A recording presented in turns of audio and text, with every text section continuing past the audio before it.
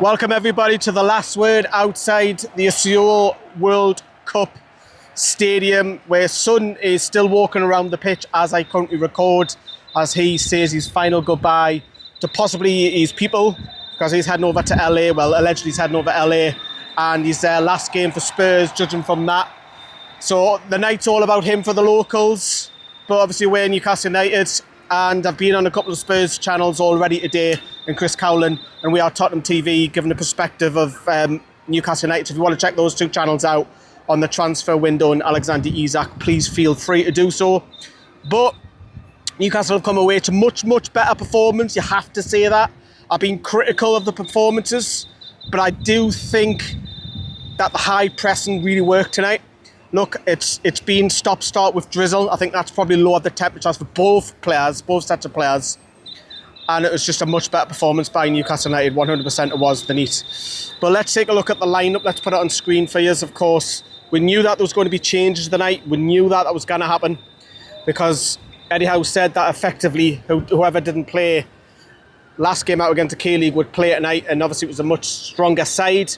Anthony Gordon was obviously probably the one that was got the most run out, because he's played quite a lot in the last two games. He played up top. Fantastic to see Lewis Hall come on later on. By the way, I'm jumping the gun a little bit because I don't want to talk about all the substitutions. But absolutely brilliant to see Lewis Hall back.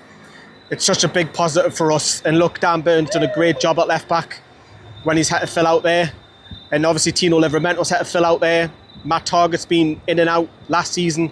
But look, it's fantastic to have Lewis Hall back. That's probably my plus point to take away from today.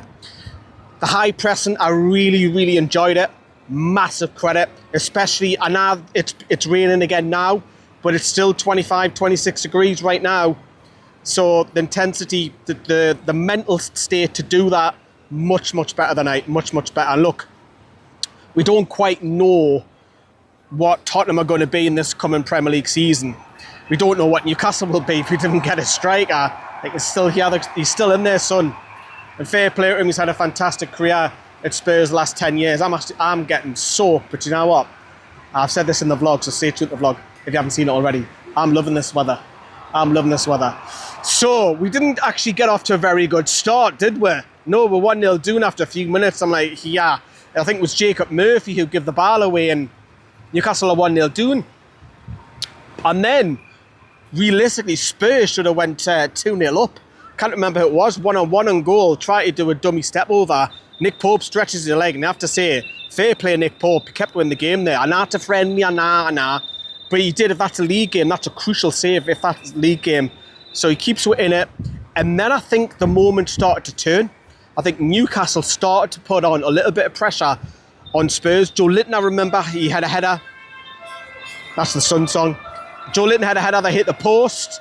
There's a couple of half efforts that went just wide, but then Harvey Barnes steps up. We know what Harvey Barnes can do, cutting in on that left-hand side. He cut in, hit in off the post, it goes in the back of the net. Fantastic goal to put Newcastle 1-1, and we deserved it. You can't say that we didn't. And realistically, Newcastle perhaps should have went on to get another second before half-time, but we didn't. However, half-time came, and you're thinking, right, how many substitutes are going to happen here? To be fair, Newcastle didn't make any. I think Spurs made 3 at the break. We tend to make subs. It was more after the hour mark, wasn't it? I think Willisula and Livramento were the first two. But second half, can Newcastle keep up the high pressure? And they did. It was much better. And look, and now we're playing against Spurs and what have you, and people, the critics might say, but it is a much better performance. I've got now to rant about on the field. Off the pitch is a totally different matter, which I'll come to later once we've heard from Eddie Howe. But the second half, there was a better atmosphere. I feel this ground is more suited for football than the previous one down in Suwon and the other one in Singapore. The atmosphere was much better here tonight. It took a little bit of a while for the atmosphere to get going. Probably 20-25 minutes. There was only a selection of people singing, but then it just got louder and louder and louder. And I told everybody that we'll be outnumbered. We all knew it was 9-1. Everyone's going for Son tonight, and rightly so, it's his night. But we had to make the noise, and we did. And they even had to have a trumpet guy, no word of a lie, have a trumpet guy sing Son's name, just try and get the atmosphere going. So, yeah, am I going to get run out here? This tends to happen quite a lot in the last word.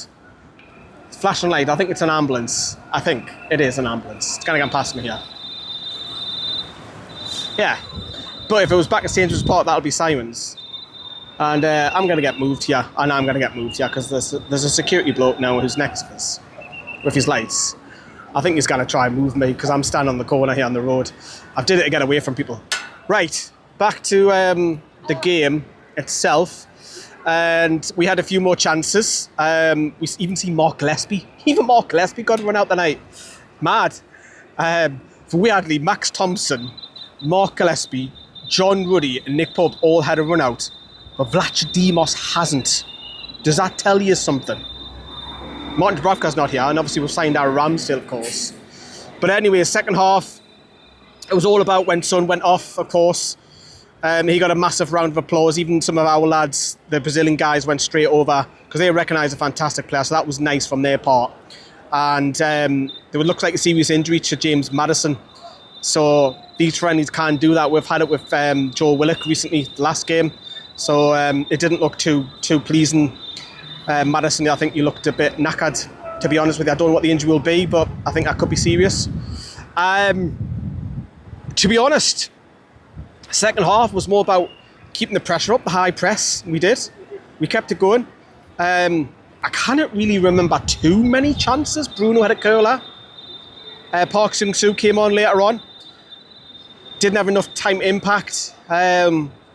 Nice bit, a little bit trigger on the left-hand side, but not as much. But as I say, more importantly, for me, it was Lewis Hall getting minutes than Neat. Much better performance by the team all around. Yes, we were sloppy probably to begin with in the first 20 minutes, but I just think that Newcastle were the better side the night. I think we were the better side, and yes, Richarlison had a chance for them later on in that second half. But generally, I feel that Newcastle were the better side the day. That pleases me. I didn't care about the result.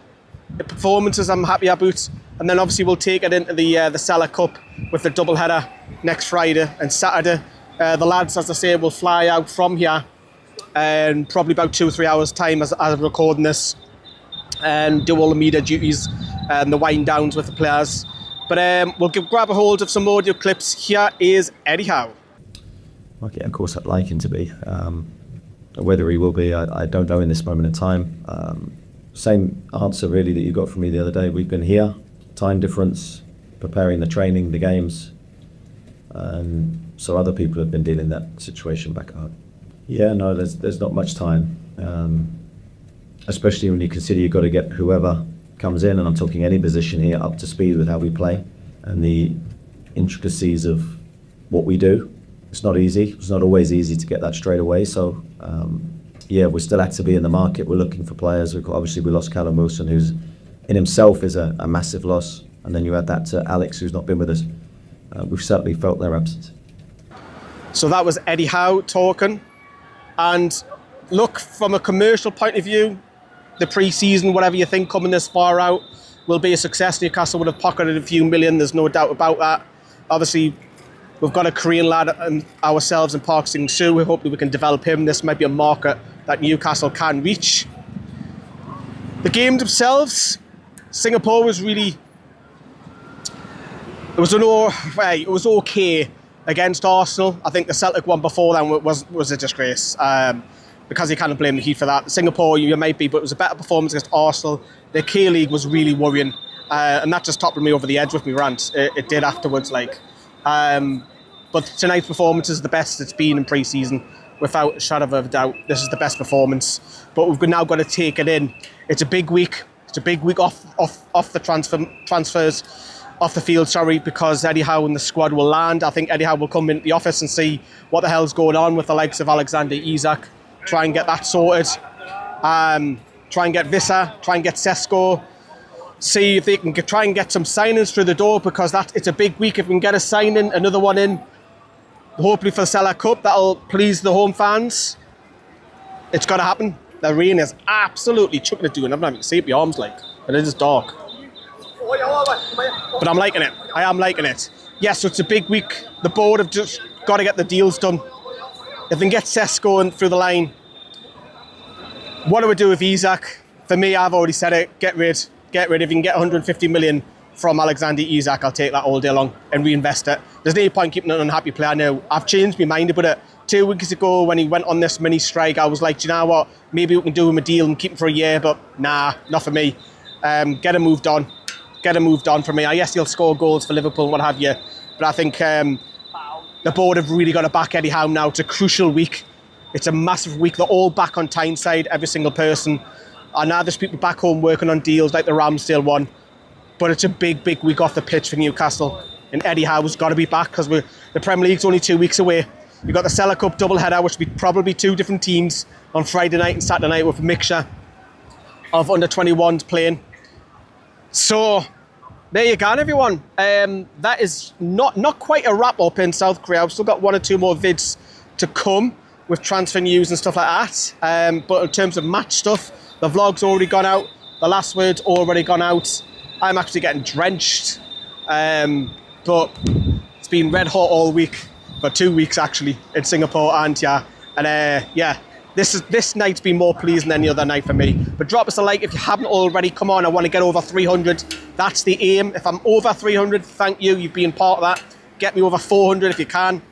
That is the aim that I'm trying to go for because it's a long graft that I putting the hours. I'll be up in the early hours putting these videos out. And obviously I check out my hotel 11 o'clock and then my flight over to China is 6:30 and then China to Gatwick. So it's a long, long day of travel.